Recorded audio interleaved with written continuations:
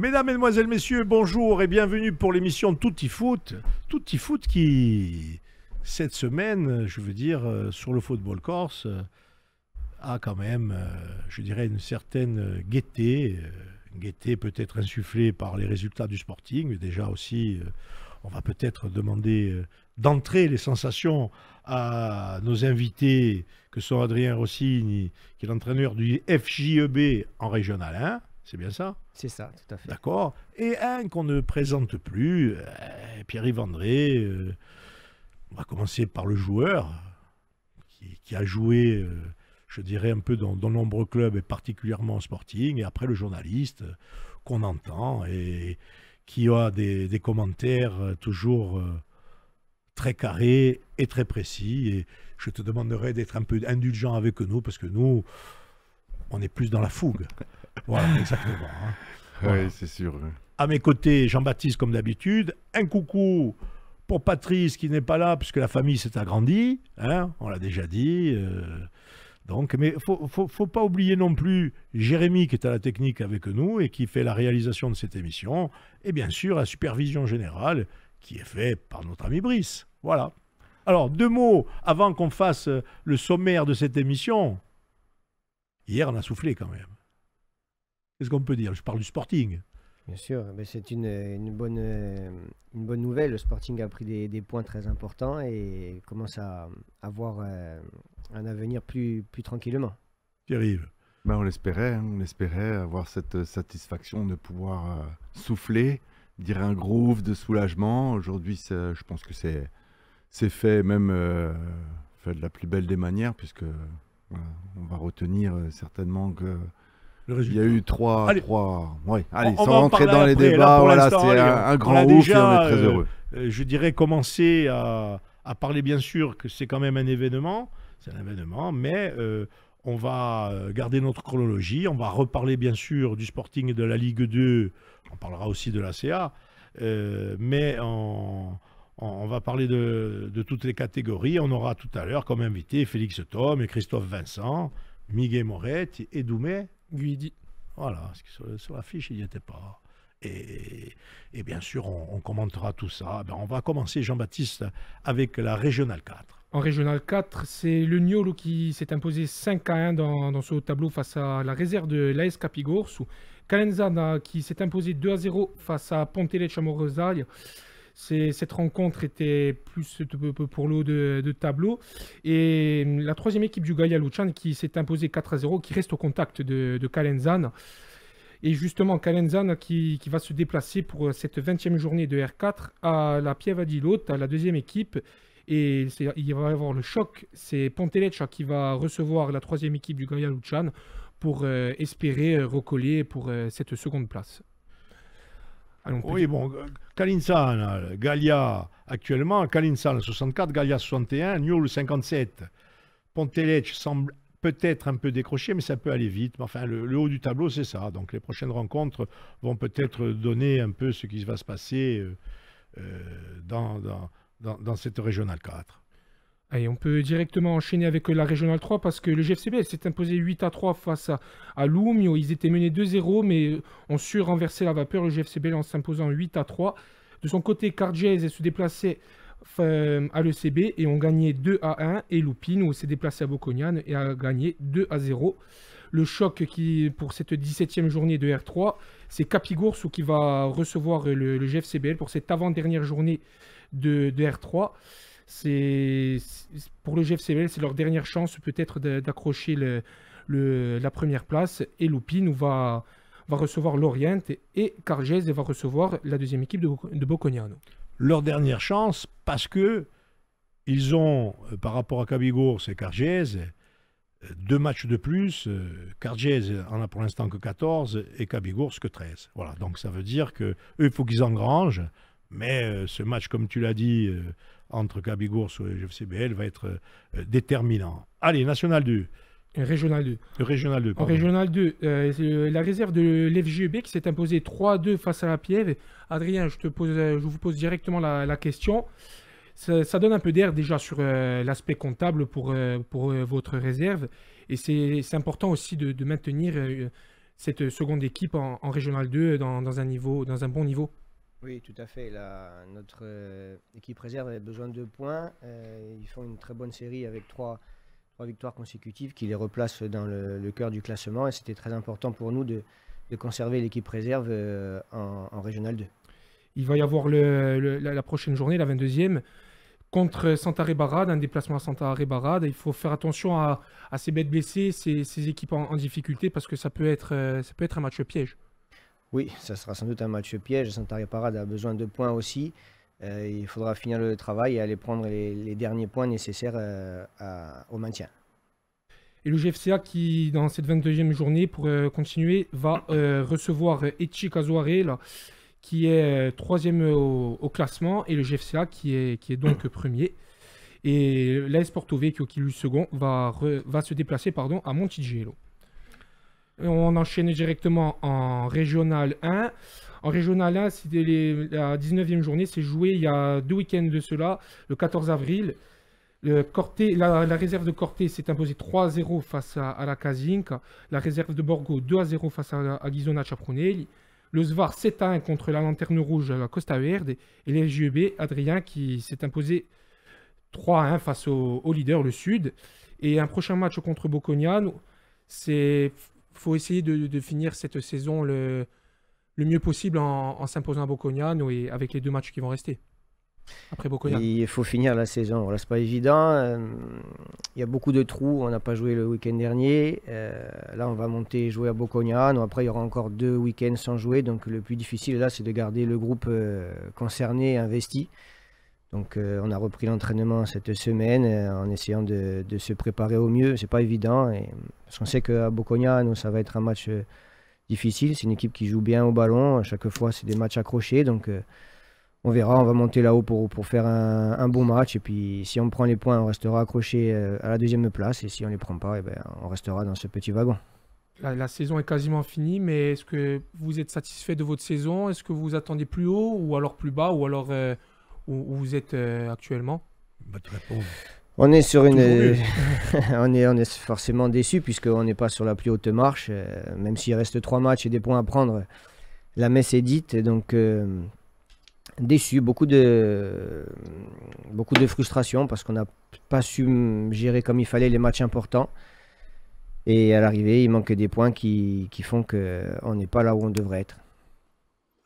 Allez, Jean-Baptiste, on va passer maintenant à National 3, où moi, National 3 groupe A, je suis un peu déçu, évidemment, parce que Corté, bien sûr, je parle pour être en tête, et ne voyait rien, parce que Corté a fait les frais du réveil de Lucian. Ouais, ils ont fait les frais, mais Lucian, qui, avec cette victoire 2-1 face à Corté, sort de cette zone de relégation et passe 8e avec 27 points. Corté qui sont un peu plus loin devant, 5e avec 32 points. Et Corté va se déplacer à Canet-Rocheville ce week-end. Et le Gaia Lucian va jouer contre un concurrent direct qui est Cagnes-le Cros. Donc là, qu'est-ce qu'on a? On a une équipe de Corté qui finalement est décrochée, puisqu'à un moment donné, Corté était en pole position. Hein, ouais. Et là, est un peu décroché. Et donc ça, c'est le côté déception. Le côté satisfaction, c'est ce Gaia Lucian qui a pris un peu ses responsabilités et qui commence un peu, je dirais un peu normalement. Ils ont les moyens de ne pas être dans la zone de relégation. Ouais, mais on peut enchaîner sur l'autre groupe de National 3 parce que le FC Balagne qui a réalisé un très gros coup contre Sainte-Geneviève à Sainte-Geneviève en s'imposant 2-1. Parce que le FC Balagne était premier à 1 point d'avance de Sainte-Geneviève et maintenant on les met à 4 points. Le FC Balagne qui sont premiers et qui sont dans de très bonnes dispositions pour monter en National 2. Oui, le FC Balagne qui va recevoir le Sporting lors de la prochaine rencontre. Ils vont recevoir le Sporting qui a fait 2-2 face à Brittany, qui a quand même pris un bon point et juste au-dessus de cette zone de relégation. Et l'ACA qui a fait aussi match nul face à Vitry, 1-1. Et l'ACA qui est 6e avec 30 points. Et l'ACA qui va recevoir l'INAS Montlhéry et le Sporting qui va se passer à Balagne. Donc il va y avoir peut-être un petit dilemme, je dirais, pour les supporters corses que nous sommes en général, sur cette rencontre entre le FC Balagne et le FC Bélin qui va essayer de se sauver et l'autre qui doit être champion. Hein. Forcément, bon, voilà. Donc, allez, national de groupe C. National de groupe C, c'est Borgo qui Ben oui. ils se sont inclinés 3-0 face à Chambly au complexe Paul Nadal. Borgo qui laisse s'enfonce et laisse filer des points précieux pour se sauver dans cette National 2, puisqu'ils sont 13e sur 14 avec 24 points. Et le premier relégable, c'est Châteaubriand avec 29 points. Il reste plus beaucoup de temps. C'est pas complètement foutu, mais là maintenant, je pense qu'il faudrait un sursaut. J'aurais dirais d'orgueil. Pourquoi? Parce que cette équipe de Borgo a quand même des potentialités. Qu'est-ce que tu en penses? Ouais, le problème, c'est que c'est la dynamique. Aujourd'hui, la dynamique, elle n'est pas en leur faveur. Hein. On peut se dire qu'il faut se retrousser les manches et aller chercher Châteaubriand, mais c'est pas être évident. Hein. Quand on n'est pas dans une bonne dynamique, il est difficile d'aller faire des... Donc ils viennent de prendre 3 contre Chambly quand même. Ça fait du mal à la tête. Malgré le fait qu'ils aient un bon effectif aujourd'hui, ça me paraît assez compromis quand même. Oui, ben, on en arrive toujours à cette conclusion que vous connaissez mieux, messieurs. C'est le mental individuel et encore plus collectif d'un groupe. Et donc, du moment, on voit bien ce que ça peut faire. Et on ne va pas de suite parler de l'une ou de l'autre, mais finalement... c'est ce qui fait la différence. Et quelles que soient les potentialités théoriques, on va dire, parce qu'il y a les potentialités théoriques, c'est-à-dire le joueur, sa capacité individuelle, et la potentialité du groupe de jouer en groupe. Et après, il y a la dynamique du moment, comme tu l'as bien dit, Pierre-Yves. Voilà, donc Borgo. Je pense, comme tu l'as dit, qu'un sauvetage aussi, ça se prépare. Hein. Ça n'arrive pas comme ça. On dit aujourd'hui, il reste peu de rencontres, peu de points à prendre. S'ils ne gagnent pas, ils ne vont pas se mettre à gagner comme ça du jour au lendemain juste parce qu'ils se sont dit tiens, il faut qu'on gagne. Donc même le sauvetage, et on l'a vu pour le Sporting à un moment donné, il y a des choses qui doivent s'opérer et ça se prépare. Hein. C'est comme une montée, ça se prépare. Un sauvetage aussi, ça se prépare. Et là, il reste trop peu de temps et trop peu de matchs pour essayer, je pense, de s'en sortir. Malheureux. Tu le dis, rien à rajouter. Chabati, National 2, groupe D. National 2, groupe D, c'est Fouriane qui a fait 2-2 contre Wasquehal, un nouveau match nul pour cette équipe de Fouriane qui a profité à Bourg-en-Bresse pour s'imposer 2-0 face à Bischheim. Et Fouriane qui a un peu décroché de cette première place de Bourg-en-Bresse avec 44 points Bourg-en-Bresse. Et Fouriane qui est maintenant 3e avec 39 points. Et il va y avoir la réception de l'AG Auxerre, de la réserve de l'AG Auxerre pour Fouriane. Alors, messieurs, je pose la question. Là aussi, c'est rageant parce que, quand je dis rageant, c'est à double sens que je dis rageant parce que cette équipe de Fouriane se donne les moyens, nous a montré de belles choses, a une organisation, mais toujours pareil, c'est ces fameux matchs nuls à domicile qui sont répétitifs, qu'on voit régulièrement, et qui fait que cette équipe de Fouriane ne peut pas, je dirais, faire fructifier un peu tout ce qu'ils font de bien. C'est le mot rageant parce que quand on voit le parcours accompli jusqu'ici et le travail qui a été fait par le club, c'est un club qui mérite. Ils étaient en bonne position pour aller au bout et malheureusement la succession de matchs nuls leur a fait perdre des points cruciaux. Là aussi, Pierre-Yves, c'est pas complètement bouclé parce qu'on sait qu'ils ont des ressources, qu'ils ont des capacités, mais là aussi, il faut qu'ils soient dans une action de combat, là. Là, je pense que c'est pas la même problématique que Borgo. Aujourd'hui, il faut aller chercher une accession. Ils ont fait beaucoup d'efforts. Moi, je les ai vus jouer, je les ai vus à l'entraînement, sous la houlette de Patrick Videra. Ça rigole pas. Il y a un objectif commun et je pense que les joueurs donnent tout ce qu'ils ont. Aujourd'hui, comme tu dis, la problématique des points perdus à domicile, compliqué. Oui. Il faut être intransigeant à domicile. Une bonne saison, ça se fait avec de bons résultats à domicile. Et une très bonne saison, ça fait avec des résultats à domicile et à l'extérieur.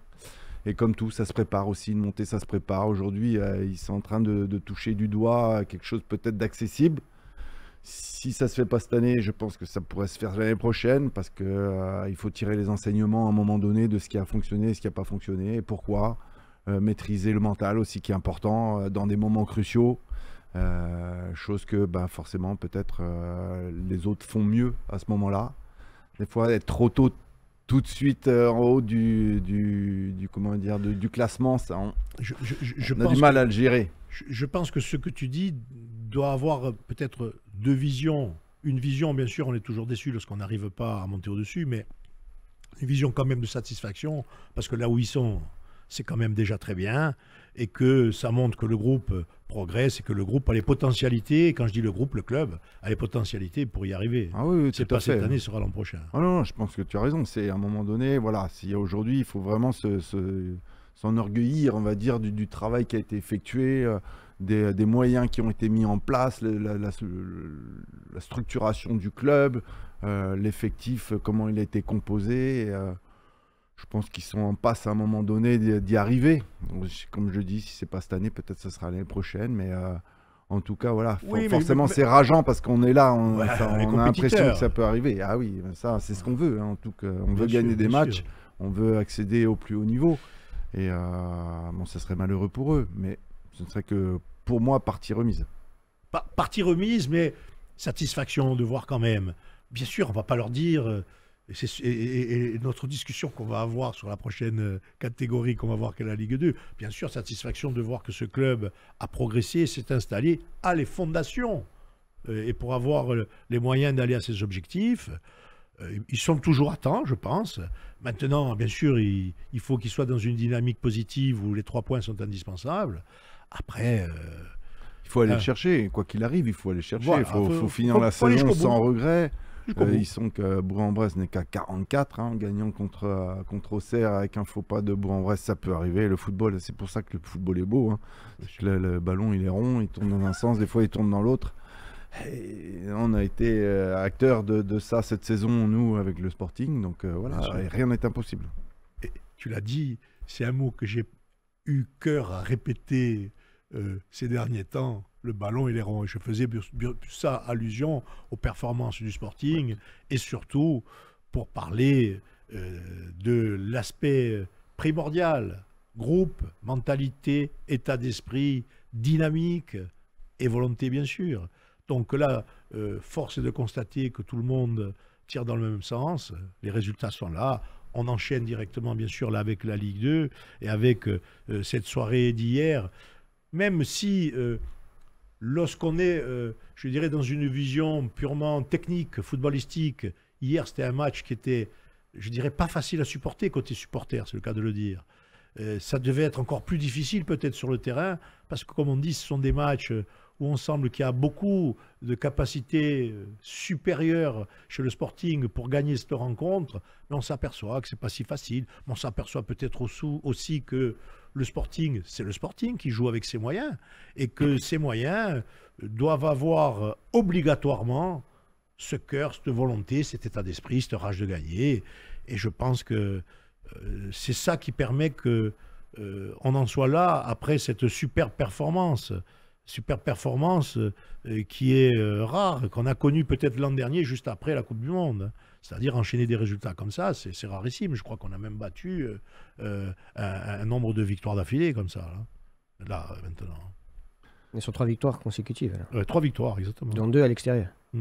Surtout 2 à l'extérieur, qui aurait dit qu'on reviendrait au bout de ces 3 rencontres avec 9 points. André. Ah, c'est fantastique. Et là, puis voir le Sporting à la 10e place maintenant, c'est beau. Après, le fait que Miguel Moret et Lilian Asland aient repris le groupe, ça a eu un effet très positif. Bravo à eux. Je sais que Miguel a énormément travaillé avec son groupe. Il a eu le mérite de relancer son vestiaire et ils font une super série et c'est mérité. Et bravo à eux. Allez, on va écouter Félix Thom, juste à la sortie, même s'il n'a pas participé, mais je peux vous dire que, et vous verrez avec les interviews que nous avons, même ceux qui n'étaient même pas sur la feuille de match, comme nous tous, on a participé. Félix Thom. Non, c'est sûr que c'est un soulagement après tout ce qu'on a traversé cette saison. Il y a eu beaucoup de moments difficiles. Mais voilà, là c'est un soulagement. Franchement, on est à 10 points de la zone rouge. On est aujourd'hui 10e si je ne me trompe pas. Franchement, c'est un soulagement.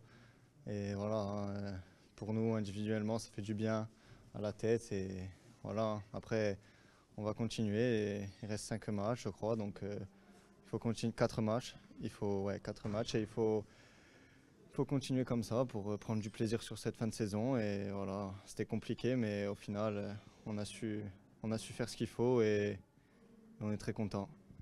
Un soulagement quand même.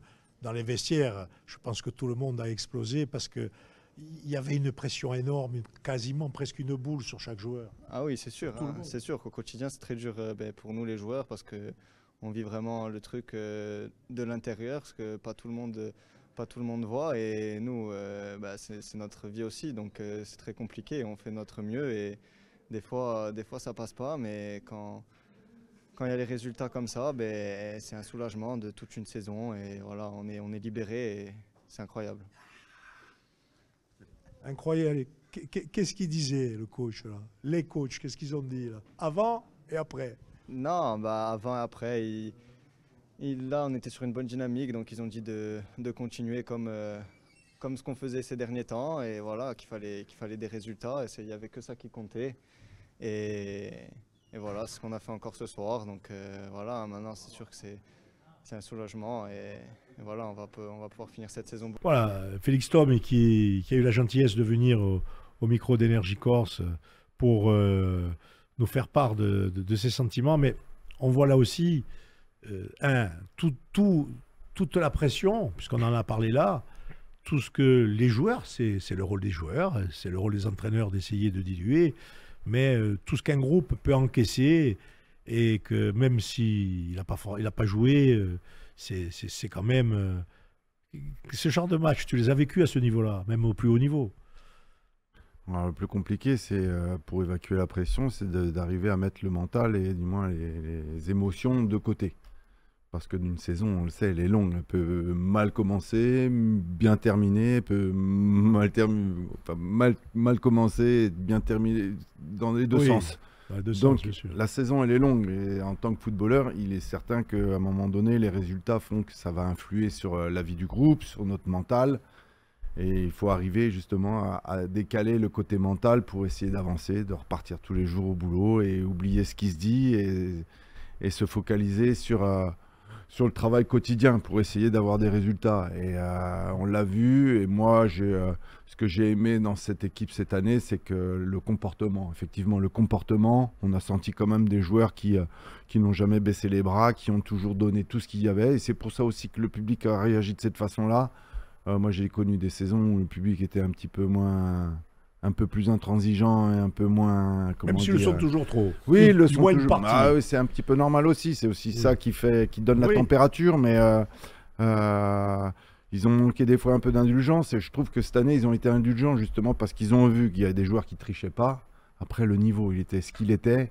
Et on peut pas demander à un âne de faire un cheval de course, comme on dit. Donc on a l'effectif qu'on a. Ce sont des bons joueurs. À un moment donné, on aurait voulu peut-être voir le Milan jouer, mais non, c'est le Sporting Club de Bastia avec ses qualités, avec ses défauts, il faut faire avec. On ne peut pas changer comme ça.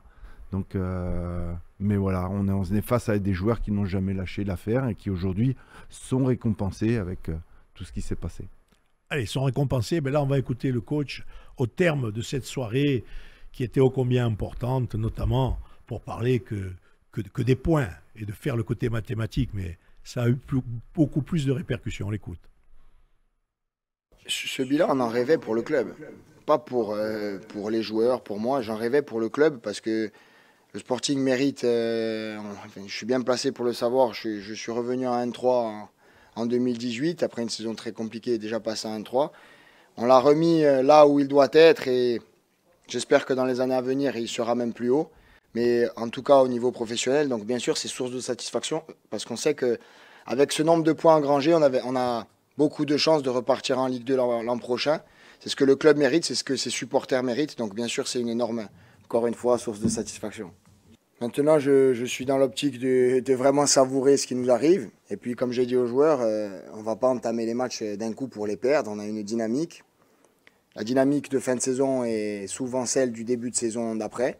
Donc on va s'atteler à finir le championnat du mieux qu'on peut et à prendre le plus de points possible. Il y a 2 matchs, on me demandait combien de points pour le maintien. Et je disais qu'il fallait prendre le maximum de points sur les 6 derniers matchs. Donc là, il en reste 4 et le discours n'a pas changé. Après, à titre personnel, c'est une fierté. C'est une grande fierté quand on parle de son club, de sa ville. Bien sûr, j'oublie pas Lilian qui est mon fidèle compagnon dans cette mission et avec qui je suis très heureux de partager ça à l'heure actuelle. Les dirigeants qui nous ont fait confiance dans un moment où peut-être on aurait pu se dire, comme beaucoup, il est inexpérimenté, il n'a pas justement d'expérience à ce niveau-là. Mais on a su prendre nos responsabilités quand il le fallait. Et bien sûr que d'avoir remis l'église au centre du village, c'est une grosse fierté ce soir. Partie un peu des propos du coach Bastier, peut-être on a déjà, je dirais sur les réseaux sociaux d'Énergie Corse et Gorsiga TV, l'intégralité de la déclaration de cette soirée où vous verrez, je pense que c'est déjà en ligne, que les sentiments, c'est quand même quelque chose d'important lorsqu'on arrive dans cette situation et qu'on arrive à cette satisfaction. Voilà. Allez, on va continuer dans les interviews. Après, on reprendra peut-être un commentaire tous ensemble autour de cette soirée. On va écouter Christophe Vincent d'abord tout seul et après on l'écoutera avec quelqu'un d'autre. Ouais, sûrement. Après, c'est ça. Souvent, c'est l'effet détonateur de l'arrivée d'un nouveau coach qui donne un nouvel élan, sûrement un nouveau discours, une nouvelle énergie. Et aujourd'hui, on voit que ça fonctionne et tant mieux pour nous. Parce qu'aujourd'hui, il fallait absolument sauver le club et je pense qu'aujourd'hui, on y est, quoi. Un mot pour conclure, un peu pas trop te bloquer. Je sais qu'à un moment donné, tu sais de qui je vais parler. Je vais parler de toi. Ah ouais. Alors, dans ton jeu, dans ta vision, on a su et on a vu combien tu pouvais être précieux à des moments où peut-être que toi et peut-être les supporters et peut-être que tout le monde ont pensé que tu étais au plus bas et tes réponses ont été à chaque fois... Alors où tu l'as trouvé un peu toute cette motivation et ces capacités dont on te connaît, on te sait la capacité, parce que c'est ça aussi qu'il faut dire, un peu à l'image de tout le groupe. Après, à un moment donné, il y a le mental qui rentre en jeu et de toute façon, nous on peut répondre que sur le terrain, on n'a pas le choix. Après, ce qui a fait la différence, c'est que je pense que ces temps-ci, mes performances sont meilleures parce que je suis aussi repositionné à mon poste. Tu es un être humain, toi aussi. Ouais, je pense. Non, mais après c'est sûr que voilà, peut-être que voilà, j'ai cette faculté à rebondir, mais c'est difficile aussi, hein, il ne faut pas s'en cacher. Hein. Après voilà, j'essaie de faire le dos rond quand il y a la tempête et me réfugier dans le travail, ça a fonctionné, tant mieux, mais c'est sûr que jouer à mon poste, c'est plus facile. Après, malgré tout, mine de rien, pourtant je ne suis pas trop quelqu'un qui aime regarder les stats. Cette année, j'ai été décrié, mais j'ai marqué quelques buts, je crois 3 buts et 4 passes décisives. Donc c'est pas, je crois qu'au niveau des stats, c'est ma meilleure saison. C'est ça qui est ambigu en fait. Mais ce que tu ne comprends pas, je vais le dire pour positiver, c'est que tu sais très bien qu'on t'en donnera toujours plus. Ouais. Le foot, c'est ça, et le sporting, c'est toujours ça. Donc il faut prendre ça dans ce sens-là, et je pense que tu l'as bien compris, pour trouver tes motivations, tu les as prises là-dedans. Exactement, à un moment donné, je pense que c'est comme dans la vie, si tu restes dans ton confort, je ne suis pas là pour faire du social, mais c'est vrai, si tu restes dans ton confort, à un moment donné, tu ne vas plus rien chercher. Et c'est à partir du moment où tu essaies de sortir de ce confort que tu vas chercher dans tes ressources, même si c'est compliqué, hein.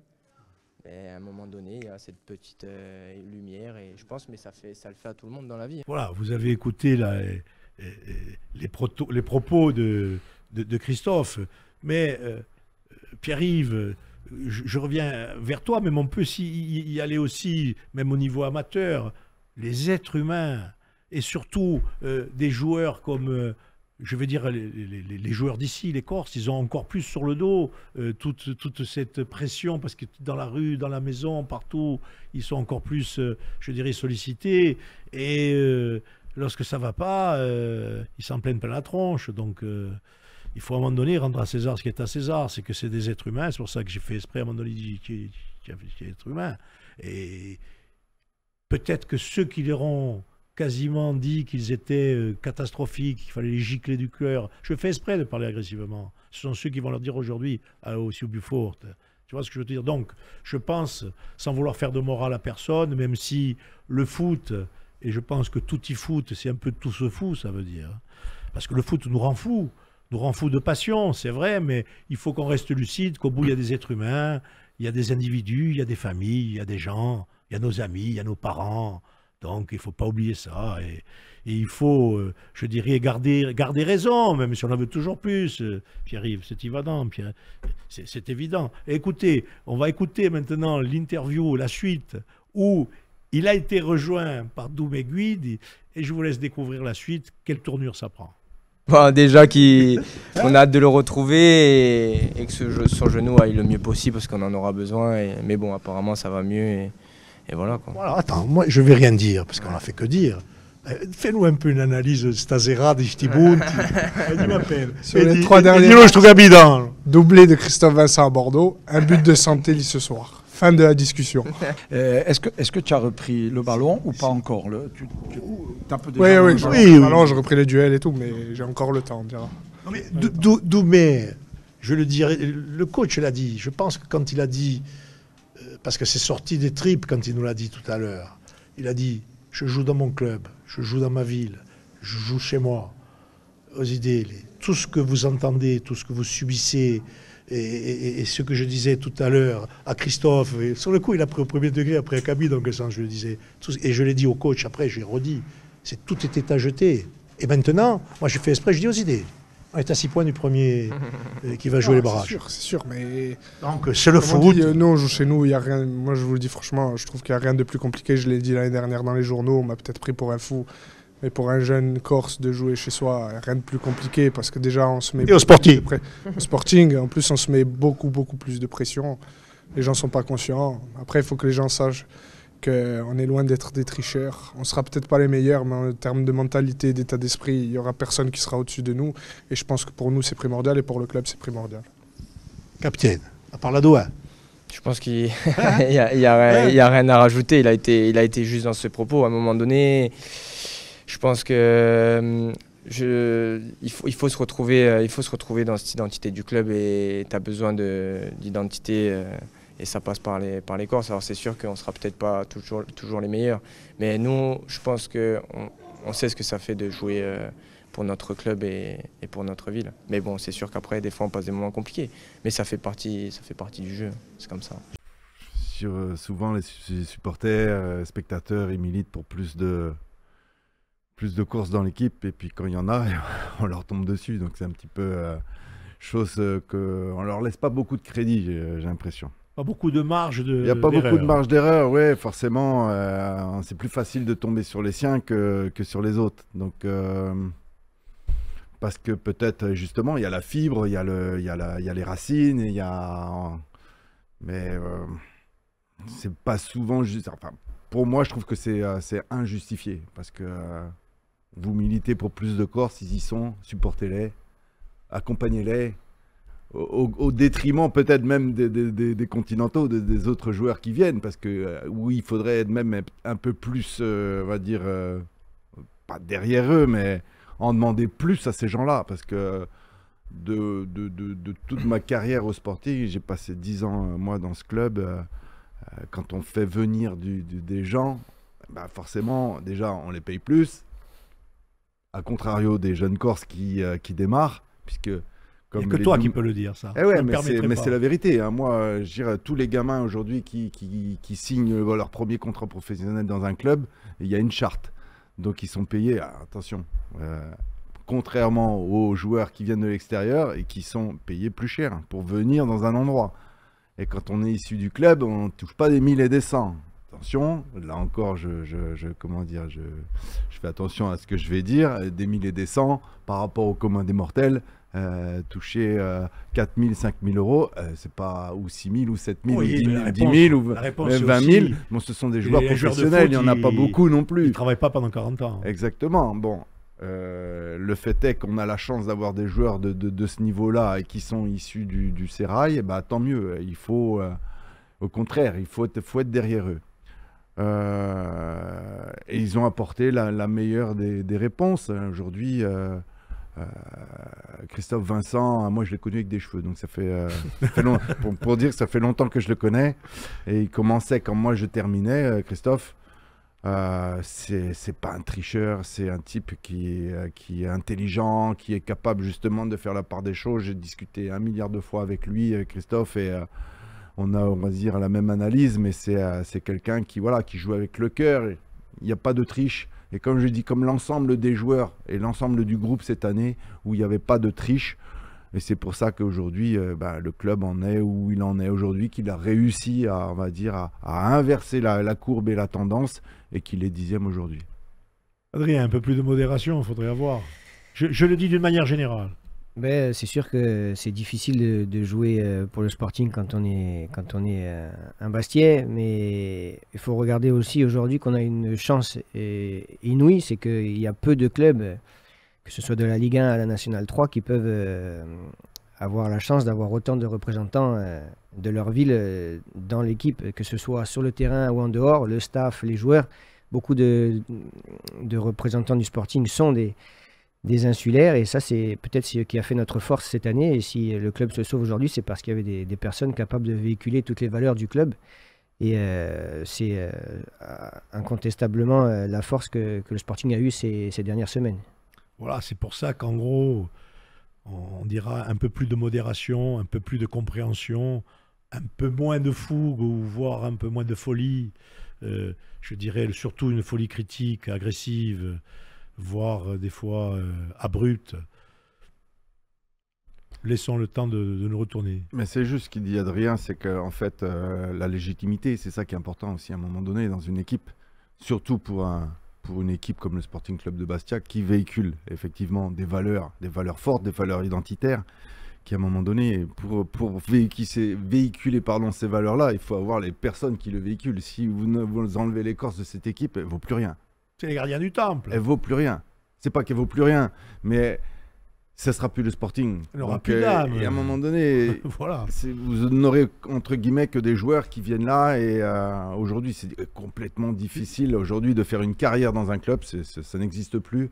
Vous avez des joueurs qui viennent de partout. Mais il faut avoir envie aussi de porter ce maillot-là et de jouer pour le Sporting Club de Bastia et de véhiculer les valeurs que sont ce maillot bleu, quoi. Et qui de mieux que l'Écosse pour le faire. Voilà, mais je pense quand même, alors qu'on sait tous là ce qu'on dit, mais tout ça doit être mis dans un raisonnement global pour que la vision soit objective dans tous les sens, c'est-à-dire dans le sens des joueurs. On a bien compris ce qu'a dit Christophe, qui se remettait en question, que bien sûr, il était obligé d'écouter la pression, que ce soit la pression au niveau des consignes du coach, que ce soit la pression des supporters ou la pression des résultats, mais que ça doit être un bon mélange de tout pour que chacun puisse se situer et, comme d'habitude, donner le meilleur de lui-même. Ça, c'est ce qu'on demande à un groupe en général. Et après, au Corse, c'est sûr que la critique est plus facile, quel que soit le poste. Hein. Quel que soit le poste, que ce soit le poste d'entraîneur, à un moment donné, il fallait tout. Je l'ai dit bien hier, je l'ai dit et j'ai fait exprès de dire, il y a quelques jours, il fallait tout jeter du club. Quand je dis tout, c'est tout, à tous les niveaux. Et aujourd'hui, et c'est pour ça que j'ai fait exprès à la fin de dire à Miguet, je lui ai dit, Miguet, on est à 10 points du premier relégable, on est à 6 points de celui qui va faire les barrages. Donc regarde. On va jouer là-haut maintenant. Mais pour faire comprendre à ceux qui nous écoutent et ceux qui vont nous écouter et nous regarder demain, c'est que les vérités d'hier sont plus valables et que les résultats d'aujourd'hui montrent que la donne, le scénario, le film n'est plus du tout le même. Parce qu'un supporter reste un supporter. Le supporter a une réaction épidermique. Il ne voit pas le long terme. Il voit ce qu'il voit quand il vient au stade. L'équipe ne joue pas bien, elle perd et son monde s'écroule. Il attend ce moment tous les 15 jours de voir jouer son équipe à domicile. Et quand il y a des équipes qui viennent, qui vous donnent la leçon et qui partent avec les 3 points, je peux comprendre qu'à un moment donné, les supporters, ils en avaient un peu plein les... Ouais, mais ils ne voient pas le long terme, ils ne voient pas surtout ce qui se passe à l'entraînement. Félix Thom a dit un peu, à l'entraînement, vous ne savez pas ce qui se passe. Alors, la traduction que nous pouvons faire, c'est qu'à l'entraînement, il y a des joueurs peut-être qui sont dans le coup, que nous on ne voit pas. Après, on ne comprend pas pourquoi ils sont sur la feuille de match. Et chacun sa place. Je pense qu'à un moment donné, chacun a fait des choix. Je vais reprendre et je vais faire la liaison pour conclure. À un moment donné, c'était lui qui a dit, l'un des premiers qui l'a dit, quand on l'a interviewé. Et après, je vous dirai qui c'est. Mais comme il y a de supporters là, sur le terrain, il y en a 12 000, il y a 12 000 entraîneurs. Qui c'est qui disait ça? C'était Fred Antonetti.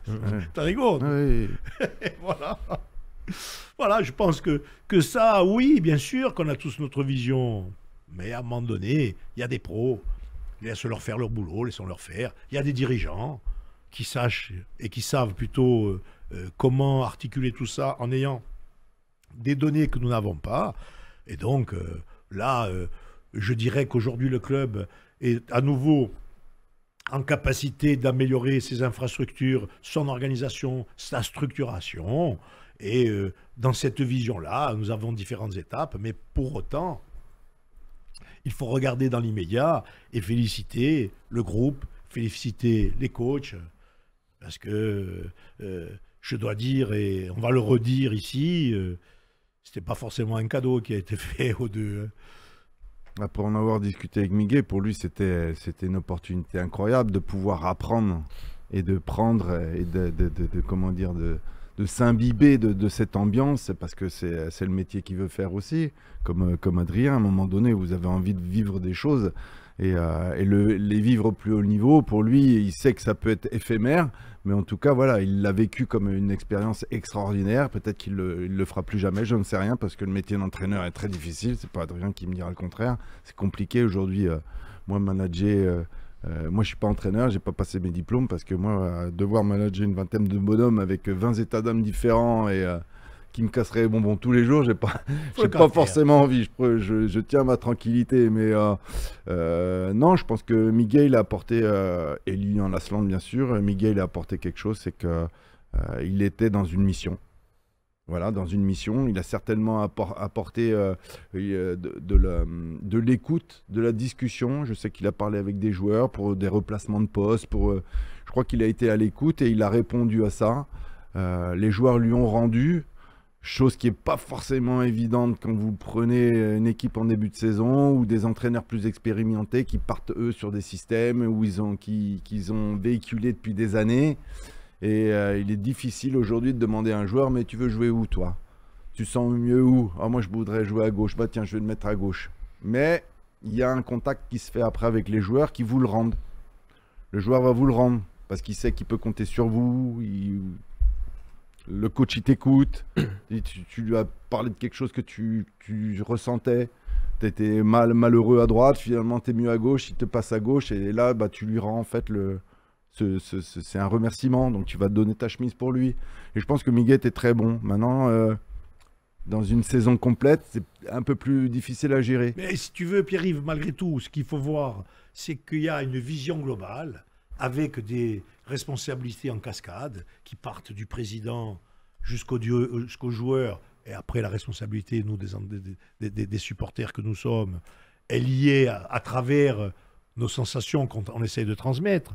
Mais on va parler, par exemple, là, il y a eu un moment où il a fallu changer d'entraîneur. Je suppose que ça n'a pas été fait de gaieté de cœur, que ce soit humainement, sportivement, techniquement. C'était le moment de le faire, certainement. Il fallait le faire. Ce qui ne veut pas dire que l'ancien entraîneur, c'était une catastrophe. Loin de là. Non, mais on avait besoin d'un déclic. Et ce déclic, il a été de fort belle manière amené par Miguel et Lilian. Voilà. Je suis pas en deux personnes qui connaissent parfaitement le club. On en revient aux insulaires. Lilian qui a joué longtemps au Sporting et Miguel qui est un enfant du club. Eh ben, ils ont montré que c'était bien eux les hommes de la situation. Ils ont gagné en légitimité. Ils ont surtout très bien rempli le contrat qui était difficile et ils ont atteint l'objectif de fort belle manière. Donc il faut vraiment les en féliciter. Pour conclure, malgré tout, parce que ça fait partie de toute la cascade et de la chaîne de responsabilité, du président au conseil d'administration, ben, pour l'instant ça tient la route. Et en plus, on a l'avenir qui est en train de se structurer avec une venue exceptionnelle qui est celle de Fred Antonetti. Et je pense que on va conclure sur ça et que le Sporting, peut-être dire deux mots pour conclure que Le Sporting, après cette victoire, se retrouve 10e avec 46 points. Pour la petite histoire, il se retrouve devant Ajaccio, où là, on est dans un impact psychologique totalement différent. On en parlait avec le coach lui-même ajaccien qui disait « les résultats, ils sont dans la tête de mes joueurs ». Ben là, pour l'instant, je pense qu'il y a quelque chose qui ne va pas chez les Ajacciens, même parce qu'ils sont dans des résultats en dents de scie. Ils font un bon résultat contre un cadre du championnat, ils arrêtent Saint-Etienne, et puis voilà, maintenant, ils n'arrivent pas à enchaîner. Ils sont 13e avec 45 points, nous on est un point devant, les 10e. Ça peut-être, ça va changer, mais comment dire... les prochaines rencontres que vont avoir, ce sera le 27 avril, samedi 27 avril, donc samedi prochain. C'est ça, hein? Non, oui. Celui-là qui arrive. Celui-là, c'est bien ça. C'est vrai qu'on est mercredi, donc l'ACA qui va recevoir QRM et Bastia qui va aller à Annecy. Et moi, je répète, on est à portée des barrages, 6 points. Hein? Tout est possible. Ben, Zigour. Et quand je dis ça, c'est pour montrer surtout à tous les grincheux, j'ose le dire, qui sont toujours en train de pester, que c'est toujours les mêmes qui sont là, et qu'on est à 6 points du premier barragiste, et que dans les barragistes, on va en recevoir un. Voilà. La dernière journée du championnat, le Paris FC. Oui, c'est peut-être pas celui avec qui on a le plus ennemi, mais bon, voilà. Voilà, après, qu'est-ce qu'il y a? Ils ont... ceux qui sont à notre portée, c'est Paris FC et Rodez, voilà. Rodez, après bien sûr, il y a Pau aussi qui est dans la poule, il y a même Caen. Hein. Donc il faudra voir, enfin, c'est-à-dire que je pense que là on est en roue libre, dans le sens, on a moins la pression. Roue libre, je ne pense pas qu'on le saura un jour sur un match de foot, mais on a moins la pression et que peut-être que les joueurs, comme on en a dit avec le coach, seront peut-être à même de lâcher un peu plus le frein qu'ils avaient jusqu'à présent et donner le meilleur d'eux-mêmes. C'est ce qu'on souhaite aussi peut-être aux Ajacciens pour retrouver un peu leur niveau de début de championnat. Voilà, écoutez, messieurs, encore merci. Le football corse, c'est passionnant. Hein. Il y aura tant à dire. Donc, Pierre-Yves André, Adrien Rossi, Jean-Baptiste, Jérémy et Brice, football corse, forza tutti.